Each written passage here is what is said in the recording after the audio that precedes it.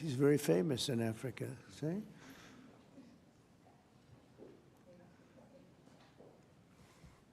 Yeah, thank you. I have one question for the African presidents and one question for President Trump. As you can see, Mr. President Trump, all the African presidents are very happy with your efforts to bring peace in the Democratic Republic of the Congo. My question to you is, today you are making history by receiving 5 African presidents and showing the interest of the United States to collaborate and to work close with the African nations. African continent is watching, African youth is watching, and this new approach that your administration is taking to deal with African nations, not only based on help, but in doing business that everybody can win, is really much appreciated for all the Africans.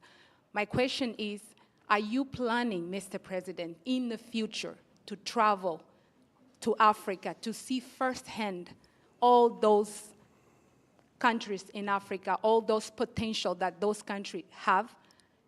And for the African leaders, my question is, as you can see, President Trump is working to bring peace not only in Africa, but also in the world.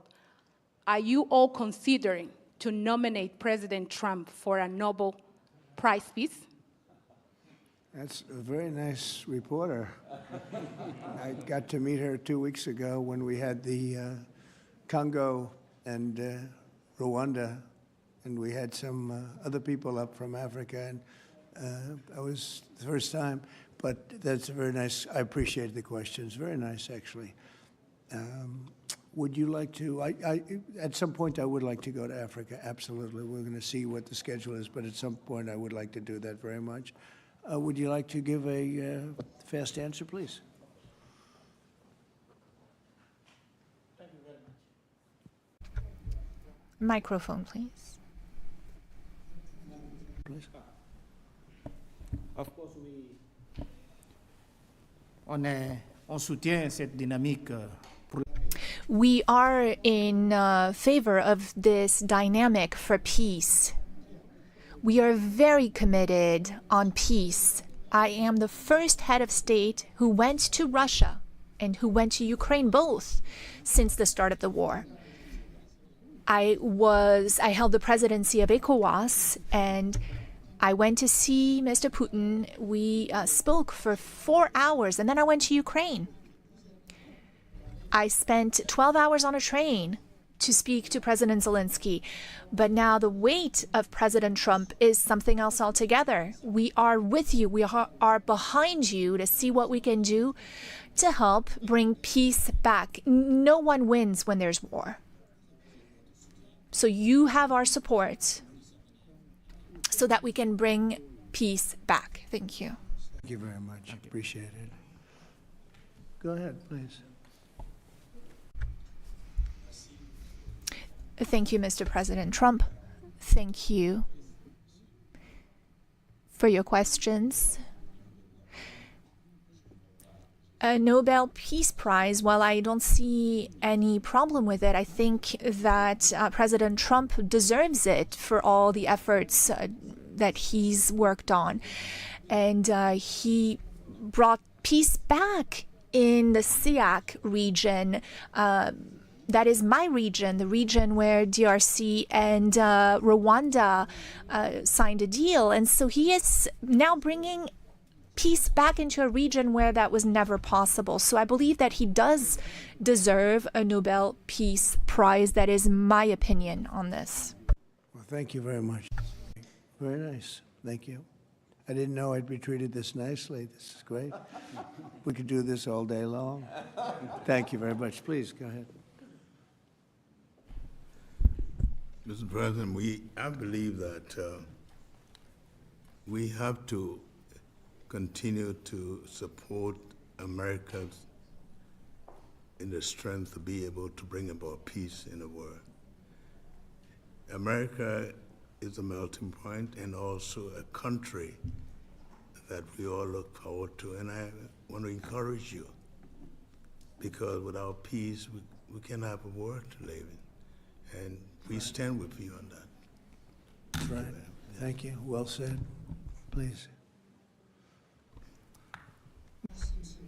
Thank you, Mr. President, and thank you for your question. Very important question indeed. Forgive me for saying this, but unfortunately, I don't really understand. I don't know how things work when it comes to Nobel Prizes, but I can guarantee you that Mauritania would never be opposed to President Trump receiving a Nobel Peace Prize, because he's already working very hard in favor of peace throughout the world, with no distinction, no regard to what continent it's on, and he's working on areas where there are tensions everywhere, and he's committed towards peace, and our world needs more peace. Thank you. Very much. Thank you.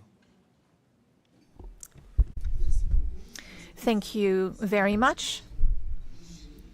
The jury will decide. It's not a matter of voting amongst our countries, but what is for sure is that the results and the work has been done in such a short amount of time show that you would be a good recipient. And I'm sure that the jury sees that, and the rest of the world sees it as well and understands it. When the time comes, I think everyone will see that it is a deserved prize. Congratulations on what you've done so far. If we took a poll, I think you would be very far ahead in those polls. It's very nice. All of you, thank you very much. I appreciate it. Peter? Thank you, President Trump. James Comey and John Brennan, now under criminal investigation related to the Trump-Russia probe. Do you want to see these two guys behind bars? Well, I know nothing about it other than what I read today, but I will tell you, I think they're very dishonest people. I think they're crooked as hell, and maybe they have to pay a price for that. I believe they are truly bad people and dishonest people, so whatever happens, happens. And now, a few weeks after the strikes that you ordered on the nuclear facilities in Iran, there is an Iranian official who says you, President Trump, have done something that he can no longer sunbathe in Mar-a-Lago. As you lie there with your stomach to the sun, a small drone might hit you in the navel. It's very simple. Do you think that's a real threat? And when is the last time you went sunbathing anyway? It's been a long time. It's been a long time. I don't know. Maybe I was around 7 or so. I'm not too big into it. Yeah, I guess it's a threat. I'm not sure it's a threat, actually, but perhaps it is. And on one other subject, two Democratic senators now, Cory Booker and Alex Padilla, have a new bill out. They want to require CBP and ICE officers to have legible IDs, and they don't want CBP or ICE officers covering their faces. Would you ever sign that? Well, they wouldn't be saying that if they didn't hate our country, and they obviously do. I'm surprised that they would do it, knowing a little bit about them. I don't know them well, but these officers are doing a tremendous job. They're great patriots. If you expose them because of statements like have been made by Democrats and others on the left, usually, mostly, I think probably exclusively, you put them in great danger, tremendous danger. And it's sort of funny when people picket in front of Columbia, in front of Harvard, and they have masks on, more than masks. I mean, you can't see anything. Nobody complains about that. But when a patriot who works for ICE or Border Patrol puts a mask on so that they won't recognize him and his family, so they can lead a little bit of a normal life after having worked so hard and so dangerously, there's a problem with that. So they have this is the problem with the Democrats. They have a lot of bad things going on in their heads. They've really become they've lost their confidence, number one, and they've become somewhat deranged. I want to do whatever's necessary to protect our great law enforcement people, and they are right at the top of the list. And your Agriculture Department also announced this week that they are going to start limiting Chinese ownership of American farmland. Why do you think that the Chinese have been buying up all this farmland in our country so close to military installations? Well, I don't want to get into that. I have a very good relationship with President Xi. We're going to see, and I'm going to, they're going to be making a recommendation to me, but we have a very good relationship. As you know, they're paying a lot of tariffs to the United States now, and so I'm not going to get into that right now. Yeah, please. Yesterday, the Wall Street Journal reported that the White House was weighing whether to send another Patriot air defense system to Ukraine. Can you confirm that reporting? They would like it. They've asked for it. They're very rare indeed, because a lot of systems have been sent to Ukraine. But they would like to. I know they made the request. We're going to have to take a look at it. Very expensive system. It's a shame that we have to spend so much money on a war that would have never happened if I were president. That's a terrible, terrible war over there, and it's really a shame. It's very sad. When you talk about a system like that, highly sophisticated, tremendous amount of money, and they're doing it because they want to prevent death. They're getting hit hard, very hard. So we're looking at it. Also on Russia. Yesterday, sir, as well, Ukraine was hit by over 700 drones sent by Russia last night. What's your response to that attack? Well, I've been sort of letting people know I'm not happy about what's going on. It's a war that should have never happened. It should not happen now. They're losing. Now it's up. I've been saying 5,000. Now it's up to 7,000. Think of it, 7,000 people a week on both sides. 7,000 people, young, mostly military people, young souls are dead and dying, and it should be stopped. It should be stopped. Very sad to see what's happening. Yes, please. Sir, can you explain how you calculated your latest round of tariffs? Was there a formula that was used? And do you expect any of these countries to face tariffs as well?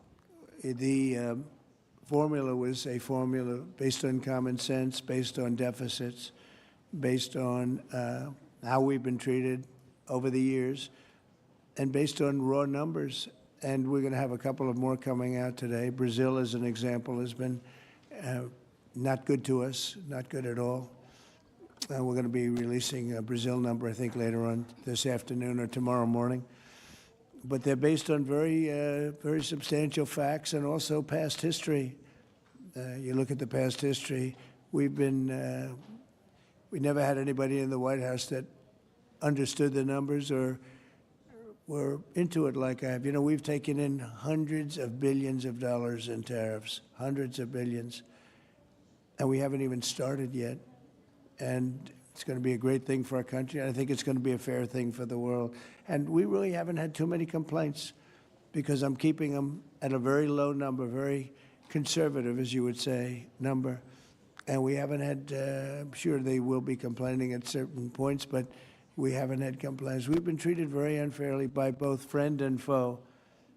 And friend has treated us very badly. It's not even believable that for so many years, I was using tariffs in my first administration. We had the most successful financially administration that there's ever been. This is going to be much better. But we got cut short with the COVID because I didn't think it was appropriate when, Italy, Spain, so the horror show that a lot of the countries went through. So I cut it a little bit short. But we took in hundreds of billions of dollars, and we had the most successful term ever from a president financially. But this is going to be much more successful. Yes, please. Do you expect any of the countries here to face tariffs as well?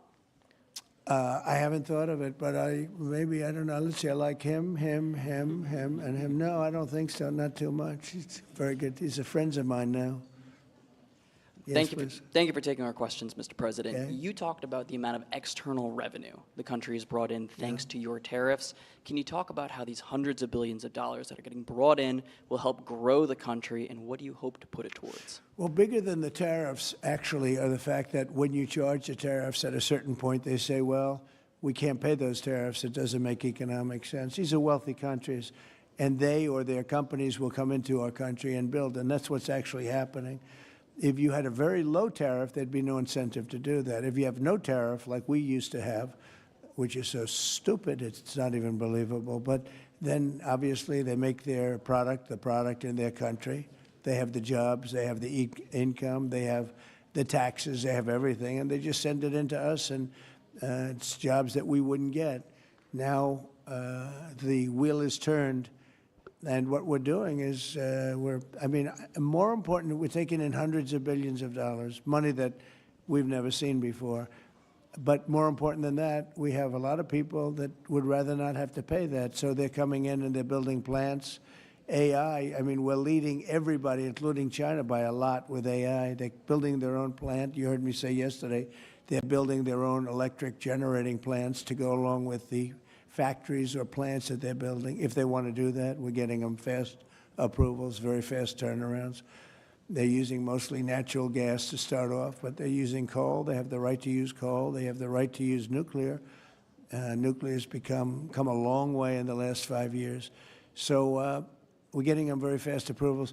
We have factories and plants building at a level that we've never had in this country before. Yeah. And secondly, a study from the Council of Economic Advisors. You put it on Truth Social yesterday. It showed that your assessment that tariffs would slow inflation was accurate and that the prices of imported goods since February has fallen. That your assessment was right, that critics were wrong. Why do so-called experts continually misread your economic policies, sir?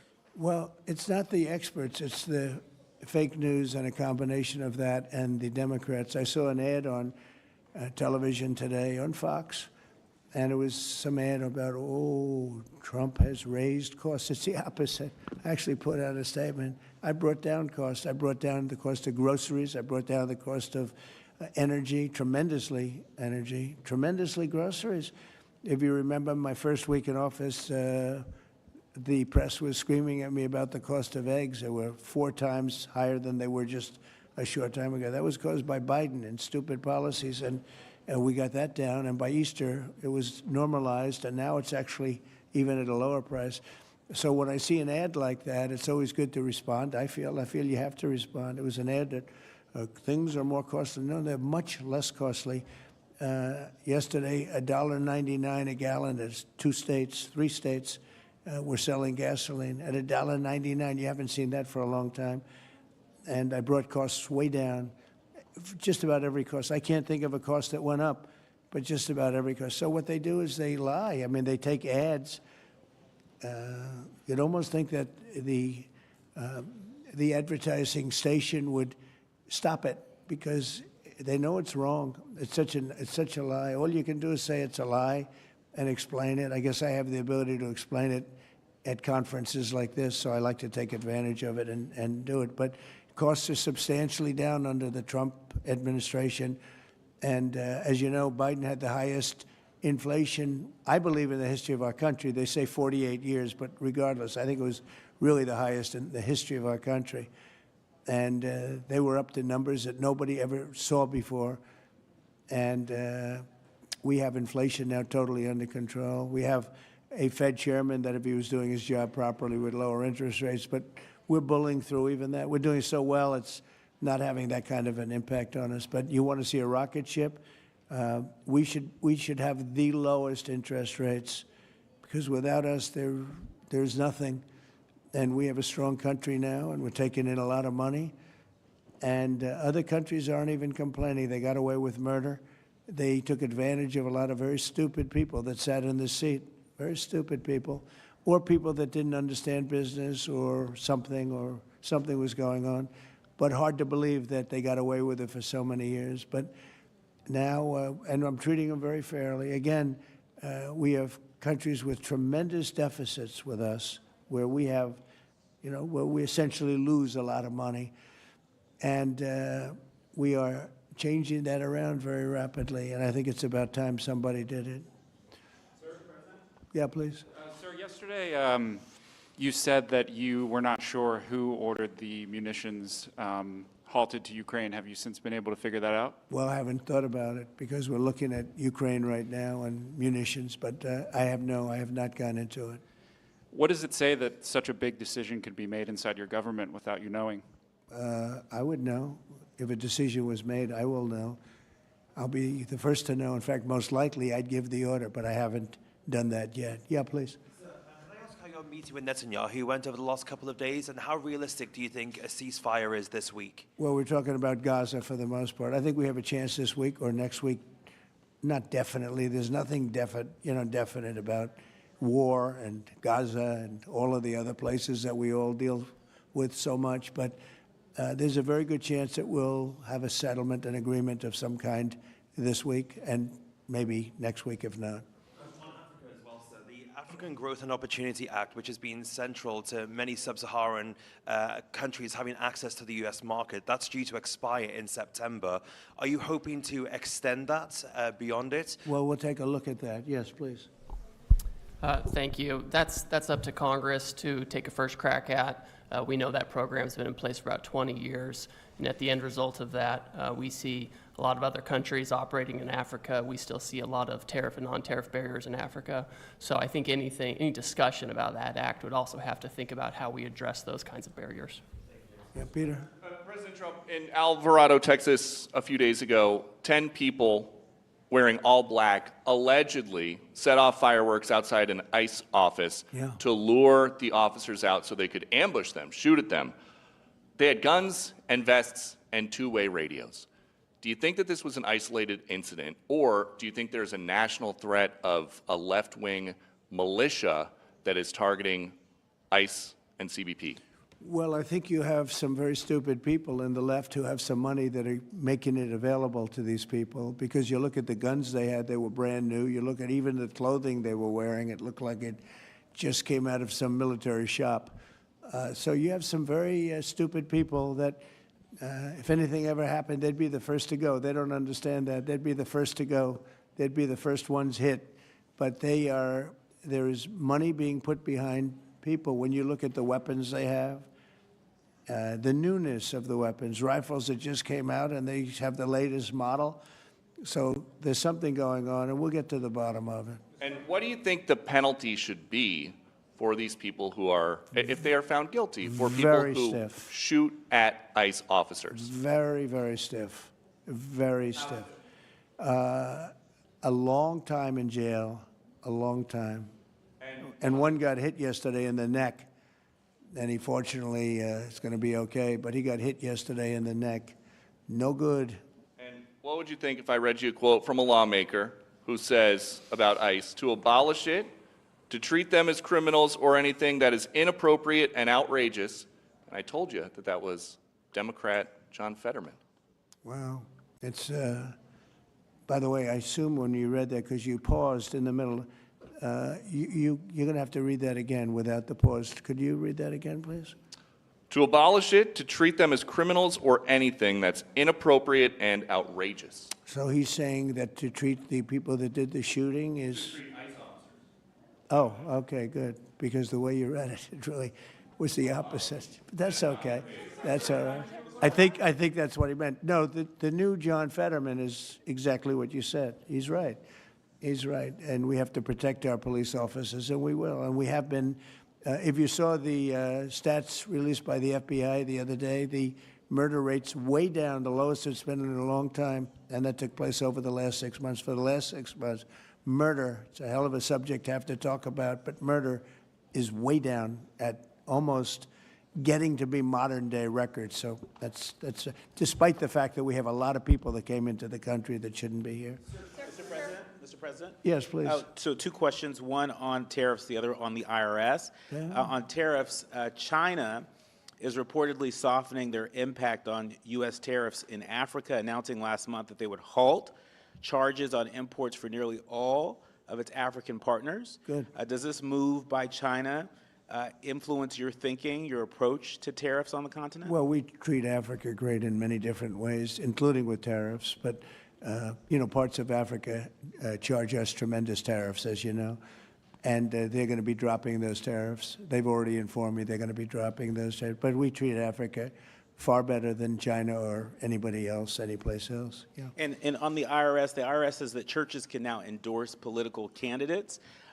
What's your reaction to this, and how do you expect this to influence some of the work that's afoot on the continent? There's a lot of American churches that are missionaries, doing missionary work on the continent. Do you support that? I love the fact that churches can endorse a political candidate. I think so, because we have a lot of respect for the people that lead the church, for the pastors and the ministers and the rabbis and the all different leaders, all different religions, and people respect those people. And I think there's nothing wrong. You know, it was a very big penalty if that took place just a little while ago. They had a thing called the Johnson Act, and it was a very big penalty. I think it's great if a pastor, minister, priest, rabbi, and we could very much go into your religion, by the way, which is something that people are having great respect for throughout the world. If somebody of faith wants to endorse, I think it's something that I'd like to hear, and I can guarantee you, the people that they're with every Saturday or Sunday, or whenever it is they're with, they want to hear from these people, and it was a very severe penalty. Those people were not allowed to speak up. Now they're allowed to speak up. No, I think it's terrific. Mr. President, your administration took new actions against Harvard University today. Are you still optimistic about reaching a deal with the university? Oh, yeah, I think so. Harvard's been very bad, totally anti-Semitic, and yeah, they'll absolutely reach a deal. Peter? I just got a text from our colleague John Roberts. He says that we are now reporting the guy